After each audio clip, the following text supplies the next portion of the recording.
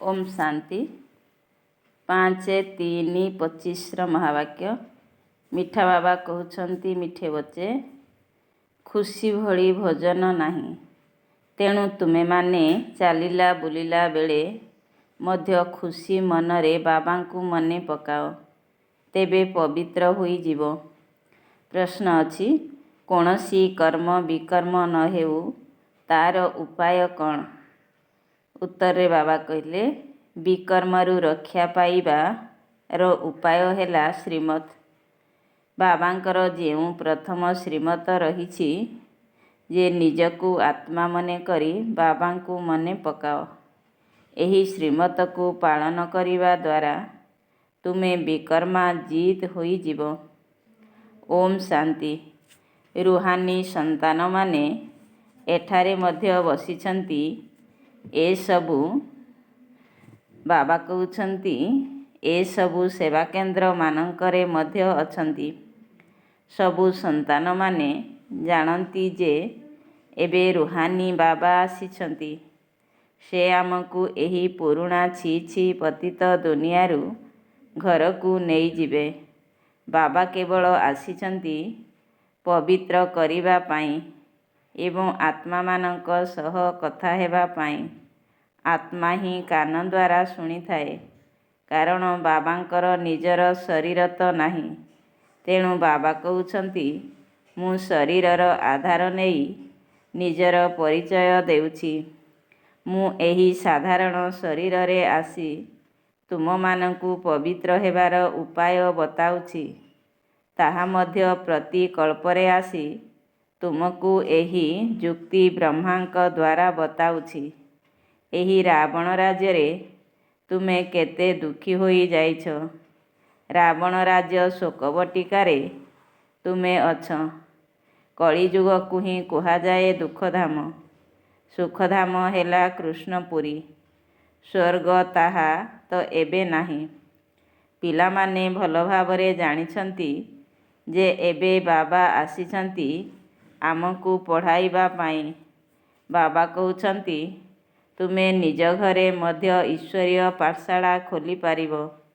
निजे पवित्र होई अन्य मानंकु पवित्र कराइबाकु हेबो। तुमे पवित्र हेले दुनिया मध्य पवित्र होई जीवो। एबे तो एहा भ्रष्टाचारी पतित दुनिया अटे। एबे एहा रावणर राजधानी। एही कथाकू जिए भल भावरे बुझिछंती से पुणी अन्य मानंकु भल भावरे बुझाउछंती। बाबा तो केवल कहउछंती पिलामाने निजकु आत्मा भावी मते मने पकाओ एवं अन्य मानंकु मध्य एपरी बुझाओ। कुह, बाबा आसिछंती कहउछंती मते मने पकाओ, तेबे तुमे पवित्र होई जीवो। कौनसी प्रकारर आसुरी कर्म कर नाही। माया तुम द्वारा जेउ छी छी कर्म कराइबो सेही कर्म निश्चय विकर्म हेबो। सर्वप्रथमे दुनियार मनुष्य माने कहउछंती जे ईश्वर सर्वव्यापी अटंती। एहा मध्य माया कुहाइला ना। माया तुम द्वारा प्रत्येक कथारे विकर्म कराइबो। कर्म अकर्म विकर्मर रहस्य भी बुझाइछि। श्रीमतकु पालन करी अध्याकल्प तुमे सुख भोगुछ। अध्याकल्प पुणी रावणर मतरे दुख भोगुछ। एही रावण राज्ୟରେ तुमे जेउ भक्ति करिछ सेथिरे अधोगति ହୋଇछि। तुमे एही सबु कथाकू जानि नथिल। पूरापूरी पथर बुद्धि थिल। पथर बुद्धि ओ पारस बुद्धिर गायन अछि ना।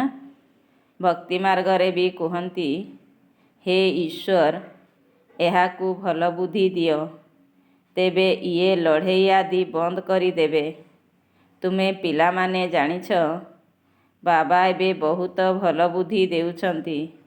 बाबा कहउछंती मिठे बच्चे तुमर आत्मा पतित होई जाइछि। ताकू जोगर यात्रा द्वारा पवित्र करिबाकू हेबो। जदिओ भ्रमणरे जाउछ, बाबांकर स्मृतिरे तुमे केते दूर भी चाली चाली गले तुमे निज शरीर को मध्य भूली जीवो। ଗାୟନ ଅଛି ନା, ଖୁସି ଜୈସି ଖୁରାକ ନେହି, ଅର୍ଥାତ୍ ଖୁସି ଭଳି ଭୋଜନ ନାହିଁ। ମନୁଷ୍ୟ ଧନ ରୋଜଗାର କରିବା ପାଇଁ କେତେ ଦୂର ଦୂରକୁ ଖୁସିରେ ଯାଇଥାନ୍ତି।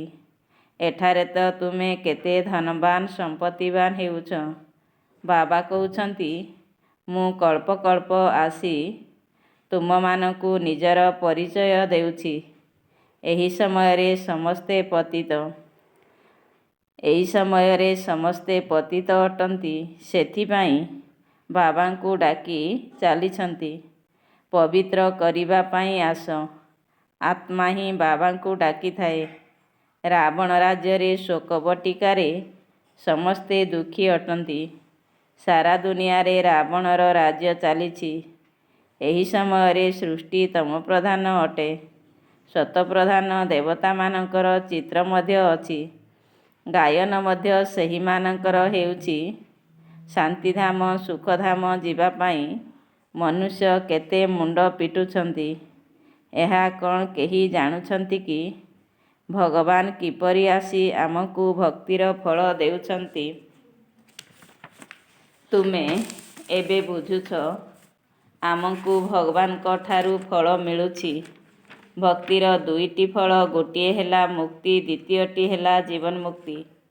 ଏହାକୁ ବୁଝିବା ବହୁତ ସୂକ୍ଷ୍ମ କଥା। ଯେଉଁମାନେ ଆରମ୍ଭରୁ ଶେଷ ପର୍ଯ୍ୟନ୍ତ ବହୁତ ଭକ୍ତି କରିଥିବେ, ସେହିମାନେ ଜ୍ଞାନକୁ ଭଲ ଭାବରେ ଗ୍ରହଣ କରିବେ ଏବଂ ଶ୍ରେଷ୍ଠ ଫଳ ମଧ୍ୟ ପ୍ରାପ୍ତ କରିବେ। ଯଦି ଭକ୍ତି କମ୍ କରିଥିବେ, ତେବେ ଜ୍ଞାନ ବି କମ୍ ବୁଝିବେ, ଫଳ ବି କମ୍ ପାଇବେ। ସବୁ କଥାର ହିସାବ ଅଛି ନା, କ୍ରମାନୁସାରେ ପଦ ଅଛି ନା। ବାବା କହୁଛନ୍ତି, ମୋର ହୋଇ ବିକାରଗ୍ରସ୍ତ ହେଲ, ଅର୍ଥାତ୍ ମୋତେ ଛାଡ଼ିଦେଲ, ଏକଦମ ତଳେ ଯାଇ ପଡ଼ିବ। କେହି ତ ପଡ଼ିଗଲେ ପୁଣି ଉଠି ପଡ଼ନ୍ତି, କିଏ ତ ପୂରା ନର୍ଦ୍ଦମାରେ ପଡ଼ିଯାଆନ୍ତି। ବୁଦ୍ଧି ଜମା ସୁଧୁରେ ନାହିଁ। କାହାର ମନ ଭିତରେ ଭିତରେ ପଶ୍ଚାତାପରେ ଜଳିଥାଏ, ଦୁଃଖ ହେଉଥାଏ। ମୁଁ ଭଗବାନଙ୍କ ପାଖରେ ପ୍ରତିଜ୍ଞା କରିଥିଲି, ପୁଣି ଧୋକା ଦେଲି, ବିକାରଗ୍ରସ୍ତ ହୋଇଗଲି, ବାବାଙ୍କର ହାତ ଛାଡ଼ିଦେଲି, ମାୟାର ହୋଇଗଲି। ସେମାନେ ପୁଣି ବାୟୁମଣ୍ଡଳକୁ ଖରାପ କରିଦିଅନ୍ତି, ଅଭିଶପ୍ତ ହୋଇଯାଆନ୍ତି। ବାବାଙ୍କ ସହ ଧର୍ମରାଜ ମଧ୍ୟ ଅଛନ୍ତି ନା। ସେହି ସମୟରେ ଜଣା ନଥାଏ କି ମୁଁ କ'ଣ କରୁଛି, ପଛରେ ପଶ୍ଚାତାପ ହୋଇଥାଏ। ଏହିପରି ବହୁତ ଅଛନ୍ତି। କାହାକୁ ହତ୍ୟା କରି ଦିଅନ୍ତି, ପୁଣି ଜେଲକୁ ଯିବାକୁ ପଡ଼ିଥାଏ, ପରେ ପଶ୍ଚାତାପ କରିଥାନ୍ତି, ମୁଁ ବିନା ଦୋଷରେ ତାଙ୍କୁ ମାରିଛି। କ୍ରୋଧବଶତଃ ବହୁତଙ୍କୁ ମାରୁଛନ୍ତି। ବହୁତ ସମାଚାର ଖବରକାଗଜରେ ଆସୁଛି। ତୁମେ ତ ଖବରକାଗଜ ପଢ଼ୁନାହଁ। ଦୁନିଆରେ କ'ଣ କ'ଣ ହେଉଛି ତୁମକୁ ଜଣାପଡ଼ୁନାହିଁ। ଦିନକୁ ଦିନ ପରିସ୍ଥିତି ଖରାପ ହୋଇ ଚାଲିଛି। ସିଡ଼ି ତଳକୁ ଖସିବାକୁ ହିଁ ହେବ। ତୁମେ ଡ୍ରାମାର ଏହି ରହସ୍ୟକୁ ଜାଣିଛ। ବୁଦ୍ଧିରେ ଏହି କଥା ଅଛି ଯେ ଆମେ ବାବାଙ୍କୁ ହିଁ ମନେ ପକାଇବୁ। ଏପରି କିଛି ଛି ଛି ନିକୃଷ୍ଟ କର୍ତ୍ତବ୍ୟ କରିବୁ ନାହିଁ, ଯେଉଁଥିରେ ରେଜିଷ୍ଟର ଅର୍ଥାତ୍ ଚରିତ୍ରର ରେକର୍ଡ଼ ଖରାପ ହେବ। ବାବା କହୁଛନ୍ତି, ମୁଁ ତୁମର ଶିକ୍ଷକ ଅଟେ ନା। ଶିକ୍ଷକଙ୍କ ପାଖରେ ଛାତ୍ରର ପାଠପଢ଼ାର ଓ ଚାଲିଚଳଣର ରେକର୍ଡ଼ ରହିଥାଏ ନା। କାହାର ଚାଲିଚଳଣି ବହୁତ ଭଲ ତ କାହାର ତା'ଠାରୁ କମ୍, କାହାର ବିଲକୁଲ ଖରାପ ହୋଇଥାଏ। କ୍ରମାନୁସାରେ ହୋଇଥାନ୍ତି ନା। ଇଏ ମଧ୍ୟ ଶ୍ରେଷ୍ଠ ପିତା, କେତେ ଶ୍ରେଷ୍ଠ ପାଠ ପଢ଼ାଉଛନ୍ତି।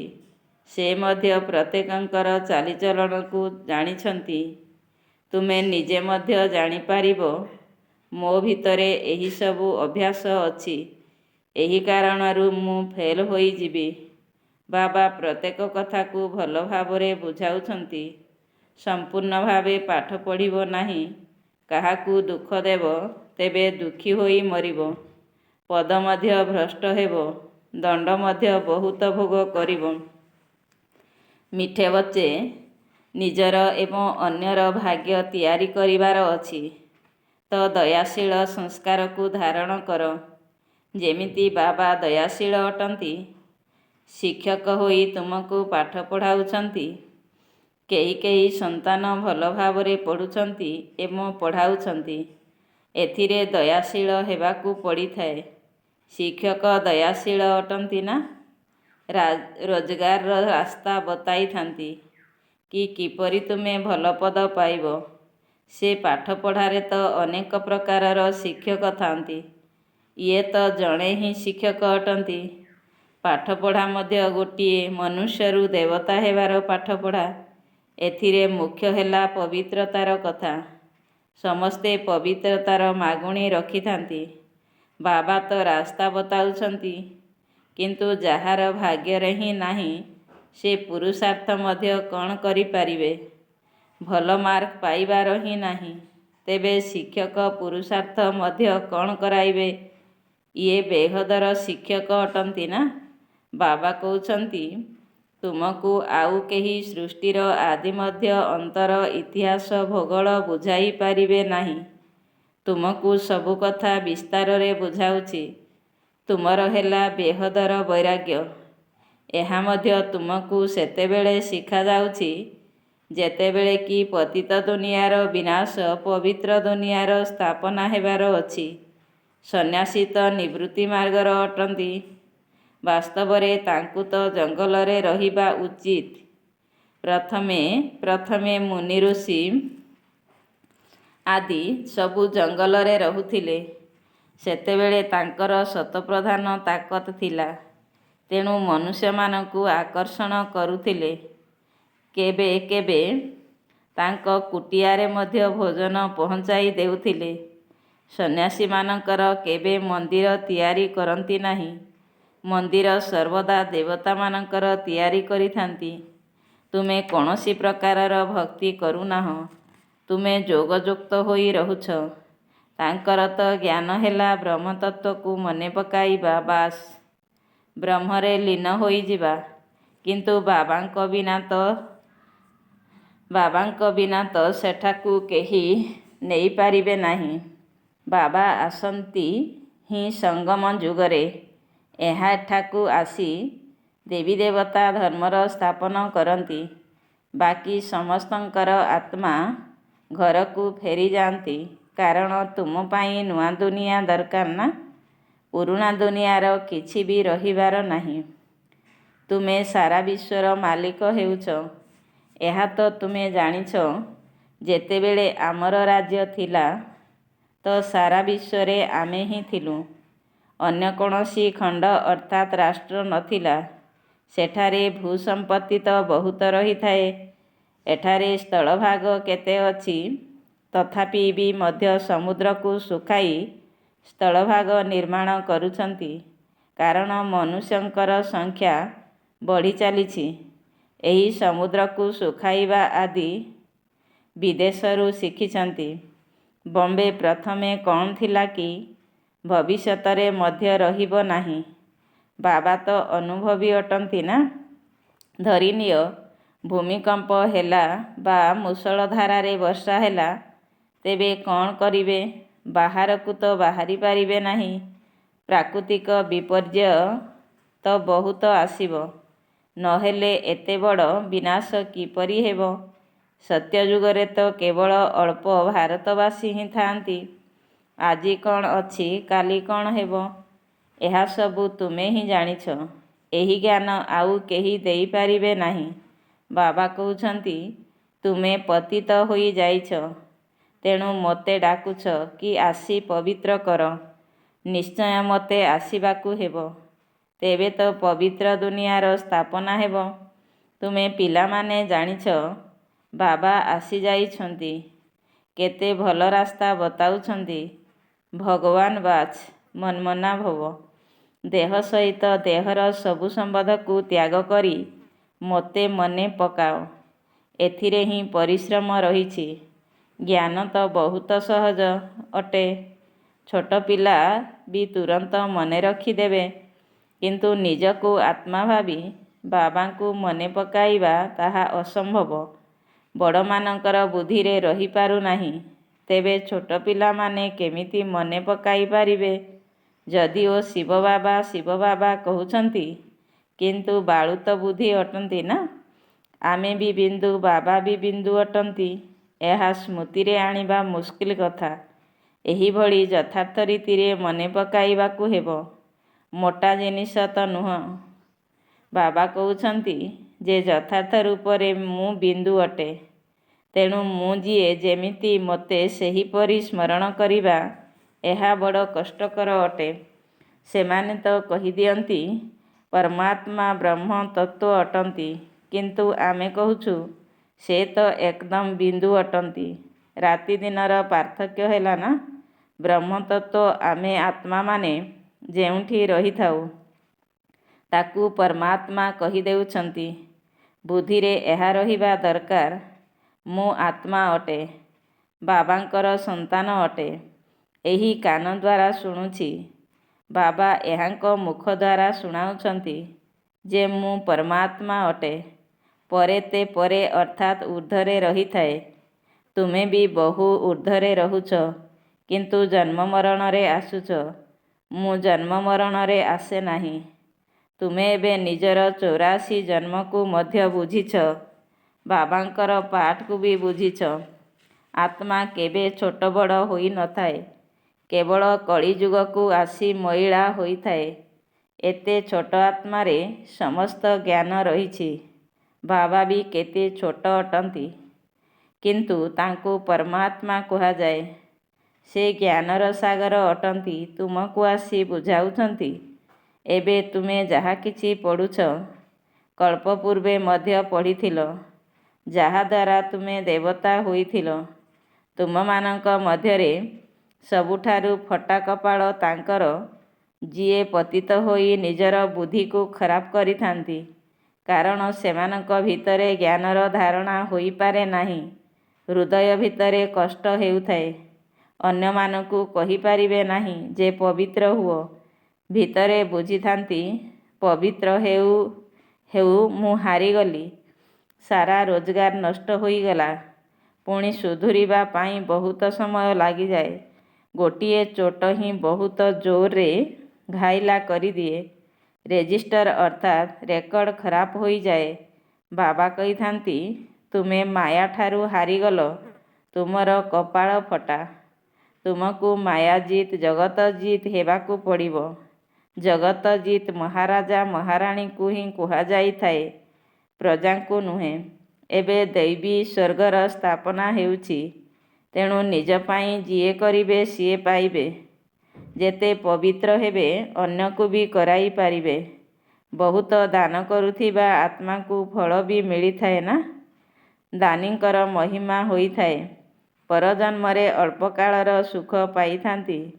ଏଠାରେ ତ 21 ଜନ୍ମର କଥା। ପବିତ୍ର ଦୁନିଆର ମାଲିକ ହେବାକୁ ପଡ଼ିବ। ତେଣୁ ଯିଏ ପବିତ୍ର ହୋଇଥିଲେ ସିଏ ହିଁ ହେବେ। ଚାଲୁ ଚାଲୁ ମାୟା ଚାପୁଡ଼ା ମାରି ପୂରା ତଳକୁ ଖସାଇ ଦିଏ। ମାୟା ବି କମ୍ ବଳବାନ ନୁହେଁ। 8-10 ବର୍ଷ ପବିତ୍ର ରହିଲେ, ପବିତ୍ରତା ପାଇଁ ଝଗଡ଼ା ହେଲା, ଅନ୍ୟମାନଙ୍କୁ ମଧ୍ୟ ପତିତ ହେବାରୁ ଉଦ୍ଧାର କଲେ ଏବଂ ପୁଣି ନିଜେ ହାରିଗଲେ। ଏହାକୁ ଭାଗ୍ୟ କହିବା ନା। ବାବାଙ୍କର ହୋଇ ପୁଣି ମାୟାର ହୋଇଯାଇଥାନ୍ତି, ତେବେ ଶତ୍ରୁ ହୋଇଗଲେ ନା। ଖୁଦା ଦୋସ୍ତଙ୍କର ଏକ କାହାଣୀ ଅଛି ନା। ବାବା ଆସି ପିଲାମାନଙ୍କୁ ସ୍ନେହ କରିଥାନ୍ତି, ସାକ୍ଷାତକାର କରାଇଥାନ୍ତି। ବିନା ଭକ୍ତିରେ ମଧ୍ୟ ସାକ୍ଷାତକାର ହୋଇଥାଏ। ତେଣୁ ସାଙ୍ଗ କରି ଦେଲେ ନା। କେତେ ସାକ୍ଷାତକାର ହେଉଥିଲା, ପୁଣି ଯାଦୁ ଭାବି ହଙ୍ଗାମା କରିବାକୁ ଲାଗିଲେ। ତେଣୁ ସାକ୍ଷାତକାର ବନ୍ଦ କରିଦେଲେ ନା। ଶେଷ ସମୟରେ ମଧ୍ୟ ତୁମେ ବହୁତ ସାକ୍ଷାତକାର କରିବ। ଆଗରୁ କେତେ ମଜା ହେଉଥିଲା, ତାହା ଦେଖି ଦେଖି ବି କେତେ ଚାଲିଗଲେ। ଇଟାଭାଟିରୁ କେତେକ ଇଟା ସମ୍ପୂର୍ଣ୍ଣ ହୋଇ ବାହାରିଲା, କେତେକ କଞ୍ଚା ଅର୍ଥାତ୍ ଅସମ୍ପୂର୍ଣ୍ଣ ହୋଇ ରହିଗଲେ। କିଏ ତ ଏକଦମ ଭାଙ୍ଗିଗଲେ। କେତେ ଚାଲିଗଲେ। ଏବେ ସେମାନେ ଲକ୍ଷପତି କରୋଡ଼ପତି ହୋଇଯାଇଛନ୍ତି। ଭାବୁଛନ୍ତି ଆମେ ତ ସ୍ୱର୍ଗରେ ବସିଛୁ। ଏବେ ଏଠାରେ ସ୍ୱର୍ଗ କିପରି ହୋଇପାରିବ? ସ୍ୱର୍ଗ ତ ନୂଆ ଦୁନିଆରେ ହୋଇଥାଏ। अच्छा मीठे मीठे सिकिलधे बच्चों प्रति माता पिता बाप दादा का याद प्यार और गुड मॉर्निंग। रूहानी बाप की रूहानी बच्चों को नमस्ते। हम रूहानी बच्चों की रूहानी बाप दादा को याद प्यार और गुड मॉर्निंग। नमस्ते नमस्ते नमस्ते। धारणा पाई मुख्य सारांश। प्रथम नंबर पॉइंट अच्छी निजर श्रेष्ठ भाग्य गढ़िबा पाई दयाशील होई निजे भल भावरे पढ़िबा सहित अन्यमानकु मध्य पढ़ाइबाकु हेब। केबे भी कौनसी कुअभ्यासर वशवर्ती होई निजर चरित्र को खराब करिबार नाही। द्वितीय नंबर पॉइंट मनुष्यरु देवता हेबा पाई मुख्य हेला पवित्रता। सेथिपाई केबे भी पतित होई निजर बुद्धि को मलिन करिबार नाही। एपरी कर्म न हेउ जाहाकि मन को खाउथिब एवं पश्चाताप करिबाकु पड़िबो। वरदान अछि बीज रूप स्थिति द्वारा सारा विश्व को लाइट रूपी पानी देउथिबा विश्व कल्याणकारी हुओ। बीज रूप स्थिति द्वारा सारा विश्व को लाइट रूपी पानी देउथिबा विश्व कल्याणकारी हुओ। बीज रूप स्थिति ही सबुठारु शक्तिशाली स्थिति अटे। एही स्थिति लाइट हाउस अर्थात बतीघर भली कार्य करिथाए। एही स्थिति आधार रे सारा विश्व रे लाइट अर्थात आलोक खेलाइबारे निमित्त हेउछ। जेपरी बीज आधार रे स्वतः ही सारा वृक्ष को पानी मिली जाए सेहीपरि जेतेबेले तुमे माने बीज रूप स्थिति रे स्थित होई जाउछ सेतेबेले सारा विश्व को लाइट रूपी पानी मिली जाउछि। किंतु सारा विश्व पर्यंत निजर आलोक विच्छुरित करिबा पाई विश्व कल्याणकारी र शक्तिशाली स्थिति रे स्थित हेबा आवश्यक। एथिपाई लाइट हाउस हुओ साधारण बल्ब नुहे। प्रत्येक संकल्प रे स्मृति रहू जे विश्वर कल्याण हेउ। स्लोगान अछि सबु परिस्थिति रे निजकु खापखुआई नेबार शक्ति ही हलचल परिस्थिति रे पास विथ ऑनर अर्थात सम्मानर सहित उत्तीर्ण करिदेब। सबु परिस्थिति रे निजकु खापखुआई नेबार शक्ति ही हलचल परिस्थिति रे पास विथ ऑनर अर्थात सम्मानर सहित उत्तीर्ण करिदेब। अव्यक्त इशारा सत्यता एवं सभ्यता रूपी संस्कृति को अपनाओ। 5 नंबर पॉइंट परमात्मा प्रत्यक्षतार आधार सत्यता अटे। सत्यता द्वारा ही प्रत्यक्षता हेब। प्रथमतः निजर स्थितिर सत्यता अन्यटी सेवार सत्यता। सत्यतार आधार हेला स्वच्छता एवं निर्भयता। एही दुईटी धारणार आधार रे सत्यता द्वारा परमात्मा प्रत्यक्षतार निमित्त हुओ। कौनसी भी प्रकारर अस्वच्छता अर्थात सामान्य टिके भी सत्यता स्वच्छतार अभाव रहिले कर्तव्यर सिद्धि होई पारिबो नाही। अच्छा ओम शांति।